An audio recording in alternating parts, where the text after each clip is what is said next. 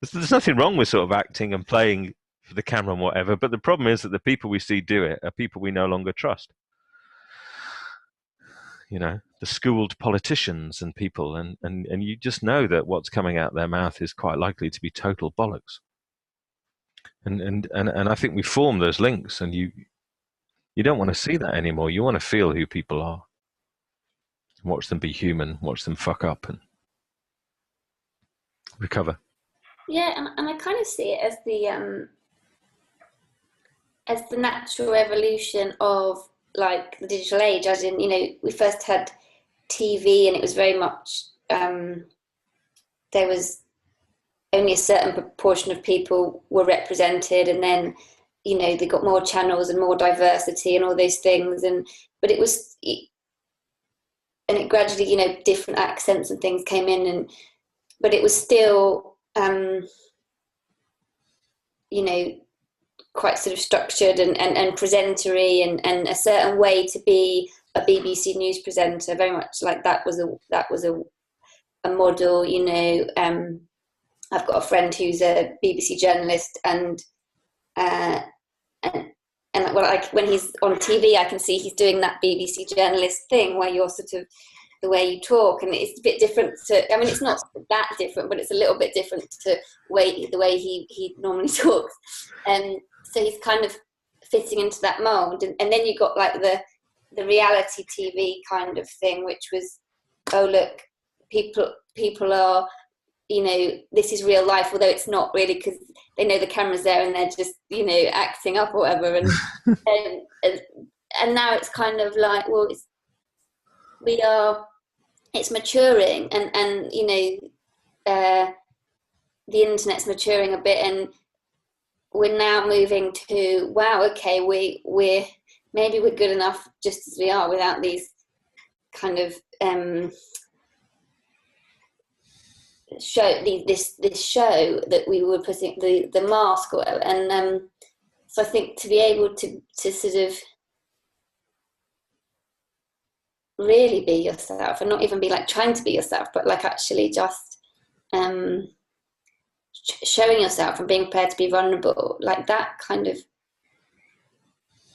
that has power. And I feel like that's the direction that we get going, because people are craving that connection and craving I mean, you talk about sort of politics and things. Someone like Jeremy Corbyn or feels like a breath of fresh air, because he's just saying, well, this is la la, and this is who I am, and he's not polished, he's not PR'd, like he hasn't, I mean, this might evolve as he, you know, stays in the leadership, but it doesn't feel like he's got an Alistair Campbell behind him kind of telling him how to be. And that has appealed to a lot of people, because it's whether you agree with what he says or doesn't, you can't really say, well, he's putting on an act, because it's like, well, that's just, it seems to be like who he is. And I think as we evolve through this medium, it becomes more and more clear, like, what the strengths are of the medium, and it is that that connection can be as powerful through a video, through the television, through online, as it is face to face. And that's like, well, wow, that's amazing. That's unique to the medium. And I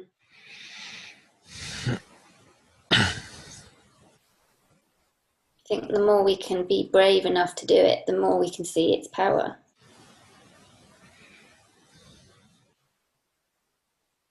That's a great line, that last thing you just said. The more we can be brave enough to do it, the more we can see its power. It just strikes me as relentlessly ironic, this notion that it takes bravery to be yourself. It's funny, isn't it? Yeah. It's true, isn't it true? But isn't it weird? Isn't it odd that the one thing we're struggling, or, well, I don't know, I think I struggle with it. Somehow it seems, I suppose it's the safety thing, isn't it? It seems easy to wear a mask and be safe and play act and all that. There's like an illusionary security blanket in that. But yeah, you're so right to just, and even I see vulnerability as used as a technique, you know. It's like, let me show you how vulnerable I am equates to, let me tell you some shit that's vaguely embarrassing about me. Mm. You know, that's like, well, that's not vulnerable. That's just odd. Yeah, I mean, it's so slippery, Dave, isn't it? Because it's like, even by saying like be authentic, or even by suggesting that that would be a good way to look, you're immediately, it's just such a delicate balance of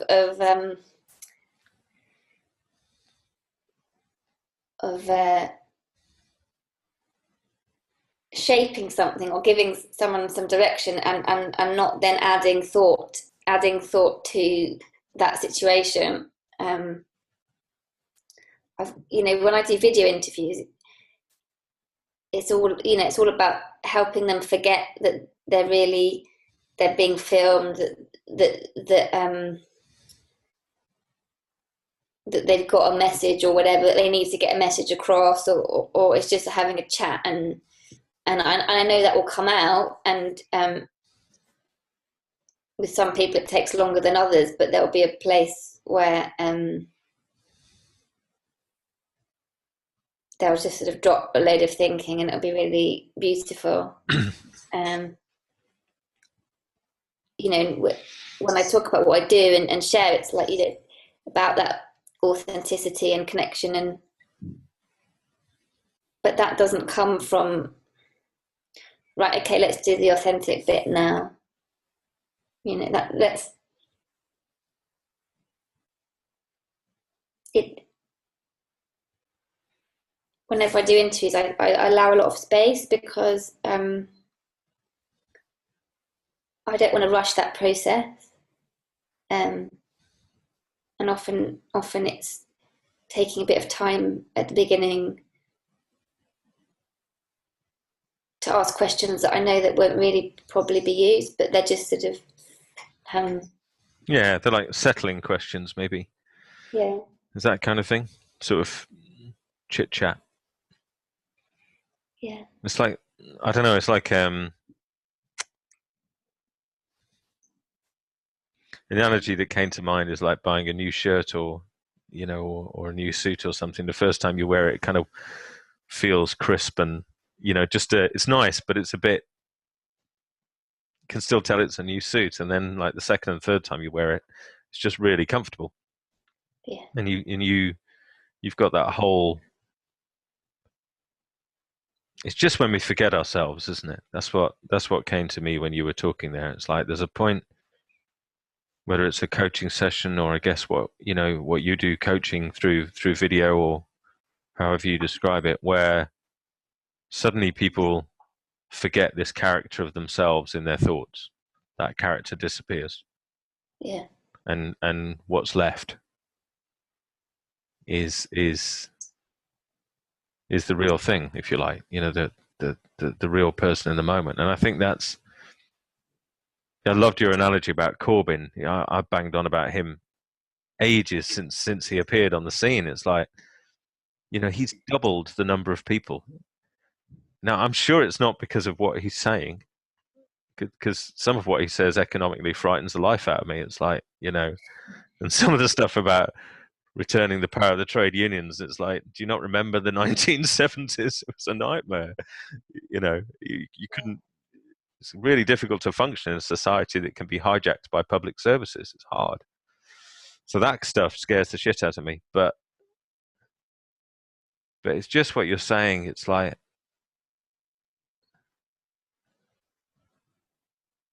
somehow I can forgive all of that. It's weird. in a world that's obsessed with content, somehow I can completely overlook some of the content and align to it or sign up to it. There's something about what happens when people speak their truth. It's like it vibrates inside you for your own truth. So that's kind of what you're experiencing, and that's massively exciting. It's easy to forget, isn't it, how young all of this technology is, really. The ability to do this is still so new. So our ability to use technology in education and in selling, in marketing, in seminars, in anything is still so new. It is fast. In a way, it's incremental, but in another way, it's sort of,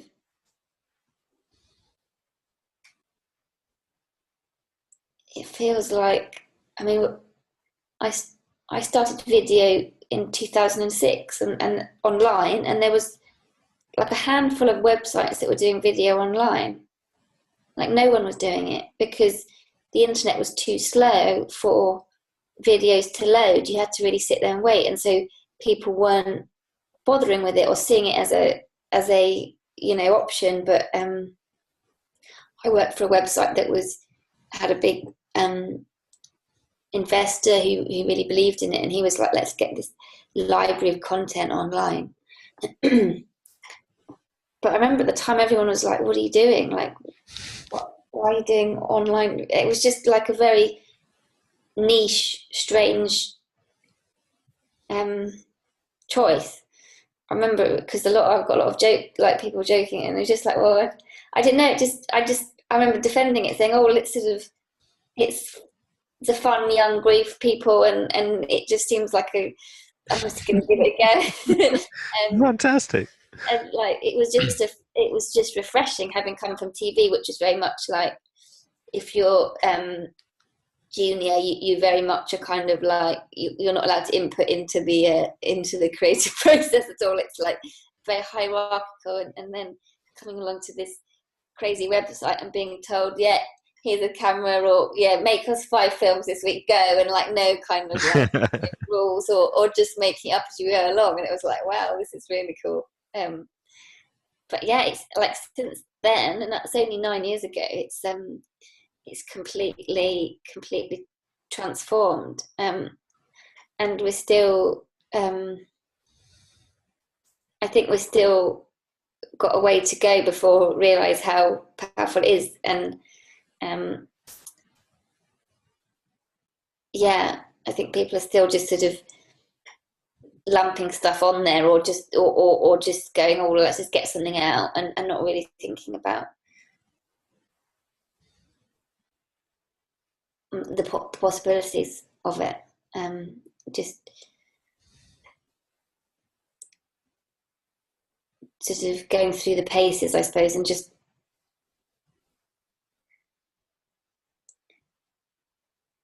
I think a lot of people are using it as a way to deliver information, and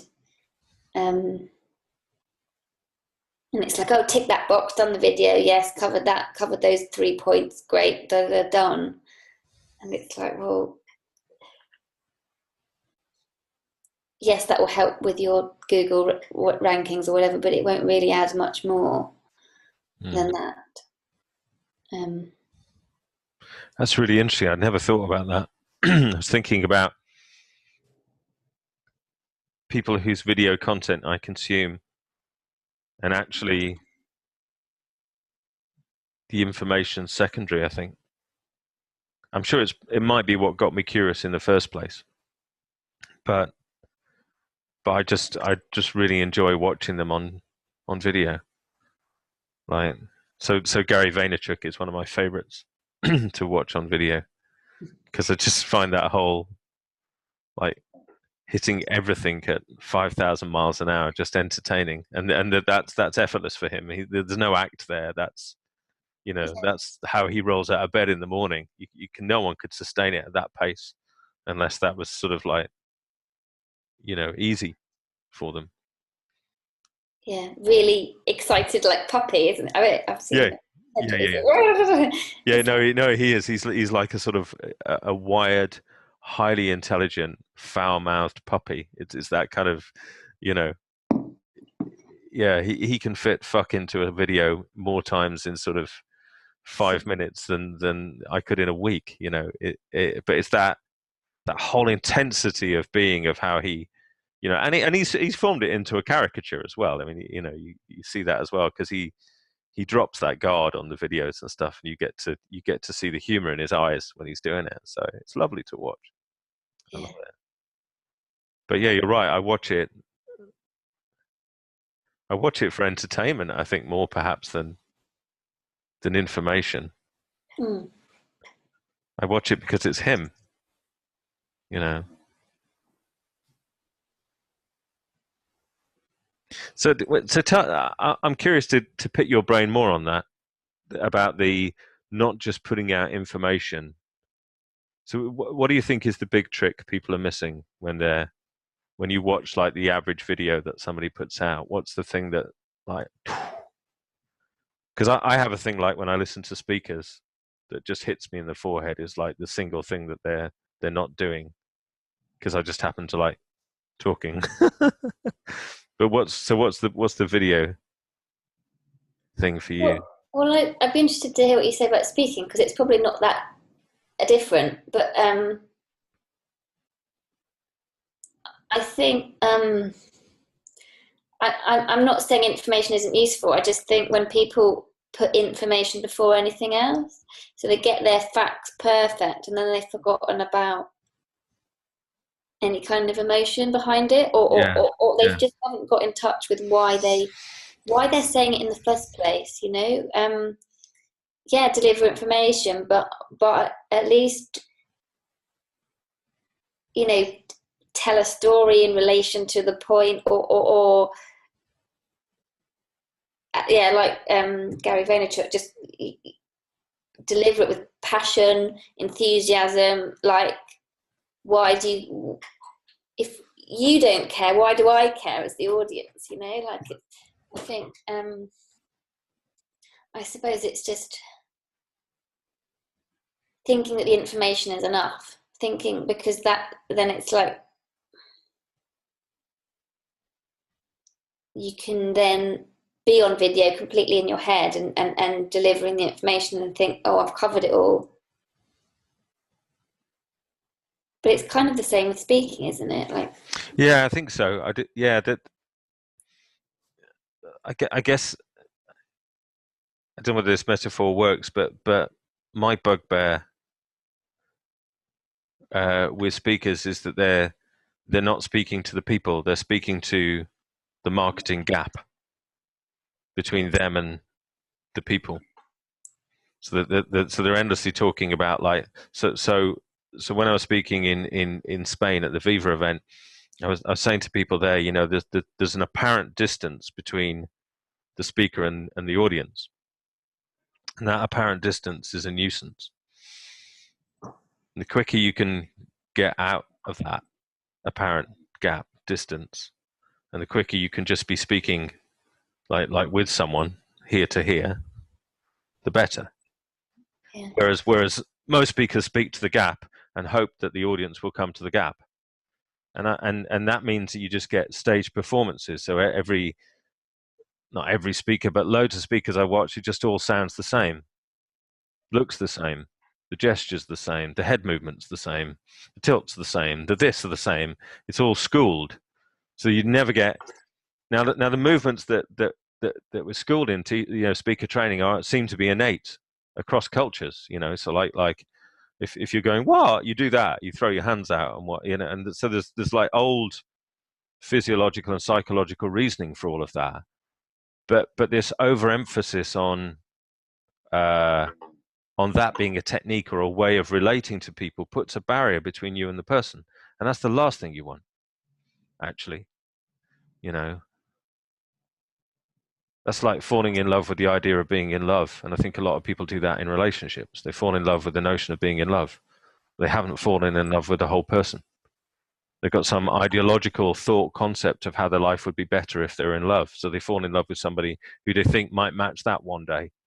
So we're endlessly, which I guess is the ego, it's the identity. We're trying to meet people at identity level, and it's like, well, I don't want to meet you there. I don't want to know you at identity level. I want to know you as you are, and I want you to know me as I am, and I want to do everything in my power, which I guess ironically is nothing, to get out of the way of that. That's the last thing I want to do, is to meet identity to identity, because that's the world we live in already, and that's kind of run its course from what I can see. Lots of not nice things come out of that. When I meet somebody genuinely and connectedly, nothing comes out of it other than nice stuff, and that goes from having, working conversations, loving conversations, to hanging out with somebody in Sainsbury's at the checkout. It's the same thing. It's the notion that there's a divide that causes us the challenges. So anything we can do to dissolve that illusion of there being a divide, there's got to be a good thing. And all this schooled stuff, I think it just gets in the way. I watched a little shot of video the other day from a guy who was an actor, and his sales copy was quite nice, I thought. He was going to show some kind of cool refining points, particularly on how you close talks and stuff like that. Not just selling, but just how you really give people a takeaway, and use some of his acting experience. So I clicked on the video, and lo and behold, he did the whole performance that people who do that do. There's no sense of connection whatsoever.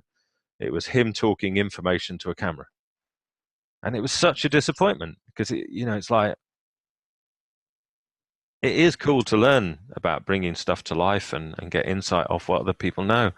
But he dropped straight into the doing what everybody else does. And it was like, oh, it was a real shame, It's funny as well, because it's so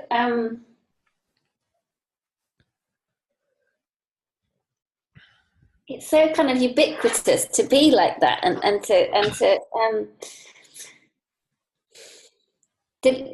giving the information, but there's that sort of, I'm on camera and I'm gonna be like really cheerful and upbeat and enthusiastic, but there's that almost strain to it, and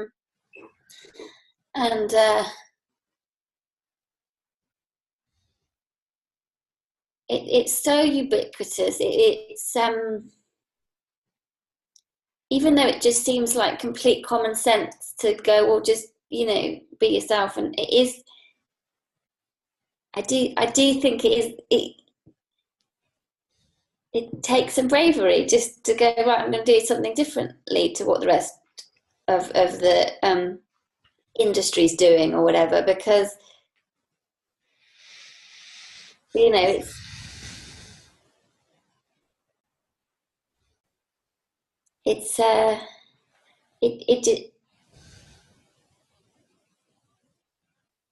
quite pioneering in a way, even though it is such a simple thing. It's I remember I did a talk at I'm involved with the Clarity coaching course with Jamie Smart, and I did a sort of 20-minute talk to the room, and someone came up to me afterwards as a lawyer, and she said, oh, thank you for the way you did that, because she said she's had those moments when she's had meetings and presentations where she knows it's had more impact when she's just been more present and spoken from the heart and stuff. But then she's gone back to that, oh, I need to be a certain way as the boss, and and so she was kind of like caught between, what it sounded like she was kind of caught between, like, knowing on the one hand there's this impactful thing, and I felt like she wanted to to talk from that place more, but then that being kind of pulled back to like the established way of doing things in a very traditional industry, you know, and to kind of go against the grain is. And I said to her, well, it's quite a pioneering thing to do, like, and it's simple and obvious to us now, really, but it's still not obvious to most of the rest of the world. Yeah, it's interesting, isn't it? And I like that notion of pioneering. I was working with a client last week, and it's a very sort of in a sort of stiff, traditional, you know, city type market sector. But this guy is really cool, and he's a great leader, and he has capacity to be an absolutely incredible leader, because he's seeing through the folly of how I ought to be. So he's catching this nonsense, and they've just, he's got to deliver a talk today to the rest of the senior team about an engagement initiative that just hasn't worked, and I just said to him, did you ever think it was going to work? And I could see his color shift, and he went, no, not really. So why did you do it? Well, it's what we do. And he kind of shrugged, you know, it's like, well, it's what we do. I said, has it cost a lot? And he was like, yeah. I said, has it cost a very lot? And he's like, yeah. So why would you do that? Why, you know, but you're right. It's that illusion of pressure of there's a way of being that becomes accepted and moves you forward. And, you know, it moves you forward in terms of your income, and that can impact this and that. And when we're very wedded to that model, if you like, it can look hard to break out of it, you know. But it was really interesting working with him and kind of waking up his really playful and quite not dark side in the unpleasant sense, but quite ruthless side, you know. And he was giggling like he was sort of 9-10 years old. He was going, I'd forgotten, you know. Sometimes I just want to say to people, oh, that's just crap. Just no. And so why don't you do that? Oh no, I can't. We have to. No, piss off. There's no rules. They're made up. Show me the rules. Show me the rule book that says I have to lead like this. There isn't one. Oh yeah, but, and you could see his energy fell. You know. Oh, but no, forget it. If it's crap, tell him it's crap. You know, you might put your arm around their shoulder, although you'd probably end up in HR for that nowadays. But you know, you can tell somebody that it's crap and still care about them massively. You know, it doesn't. You know. And I think that's a really exciting thing, and I hear in what you're saying. Well, I think it's what I hear in you're saying, is when you've got that underlying love or that why or that reason that you're genuinely passionate to tell people about stuff, then it's like the biggest permission frame ever to just show up and do your thing, however that lands in the moment. And it can land from, like, you know, the Gary Vaynerchuk end of the spectrum to the kind of Elsie and Chip end of the spectrum. It's, you know, and everything in between, from that hugely quiet, slow, really deeply quiet feeling to like wanting to explode into the world at 9 million miles an hour and go running around shouting, you know, which I get quite a lot of. And that's lovely to be able to do that.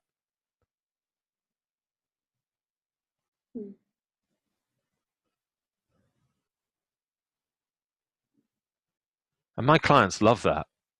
You know, the leaders love it because they're so tight about how they think they should lead. And it's like, no, we're not going to do that. You know, it's just don't lead like that. Lead like you. You know, it's back to the Corbyn thing, isn't it? He's just him. Yeah. He leads like him. And isn't it interesting that pioneering has become be yourself? Intriguing.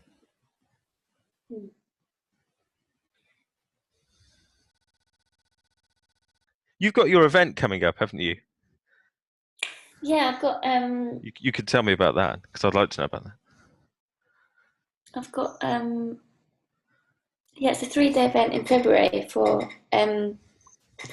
coaches who want to, who kind of have a bit of an audience already but want to kickstart their sort of web presence and work with me and Jay who works specifically with getting you out there, getting you visible, and basically getting your, we kind of talk about authentic visibility, you know, as we were talking about earlier, just really getting you and your essence and who you really, you know, who you really are, what you're about, who you want to speak to. And I'm going to be doing some video interviews with everyone, and she's going to be working with everyone to get that clarity about who they're speaking to. And then we're going to, after the event, I'll be editing that content, and she'll be creating a landing page, like a one-page website where you can access everything. Awesome. And so yes, it's a kind of a little capsule kind of package where you're kind of ready to go. It's not just about coaching; it's about actually having something physically there that you can. Oh, that's brilliant. I love that. You can share. Yeah, I love that. That's really nice. And kind of demystifying it as well, and simplifying it, because people don't, I think the average coach doesn't actually want to complicate their lives with like loads of different Twitter feeds and all of that, and kind of like, well, who do you really, what social media do you really want to use? So use that, and what the different ones are good for, and just rather than just spraying it all everywhere, just hoping for the best. It's like actually get really targeted and best work for you, and I think it's just hit and miss, isn't it? A lot of people are just sort of going out there and hitting everything, and then getting the people that they want, but you don't actually need to do that. And Jay's someone who's very focused with her content, so it looks like she's everywhere within the content marketing space, but it's because she's very choosy about where she puts her content or who she talks to, and you know, gets the key people in her industry kind of connected to her. So so I mean, that's the way we want to do it. I mean, that's something that resonates with me as well, as someone who I don't want to be online all day every day, and any shortcuts for that is great. So so yeah, it's a new way of working. It's quite exciting because it sounds brilliant. Yeah, and I think the group together is something cool emerges as well when everyone's sharing and hearing each other's stories. So yeah, so that's what I'm doing, and I'm very excited. Yeah, that's brilliant. Yeah, that's really nice.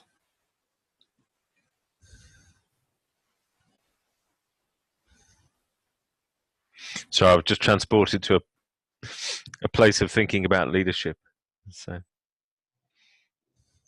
there's great leadership in what you guys are doing, and you know, let alone the technical stuff that you must know between you, which must be huge. But leadership's such an important part for people if they want to create, you know, a successful practice or business or whatever. Finding that sort of leader within them is just so key.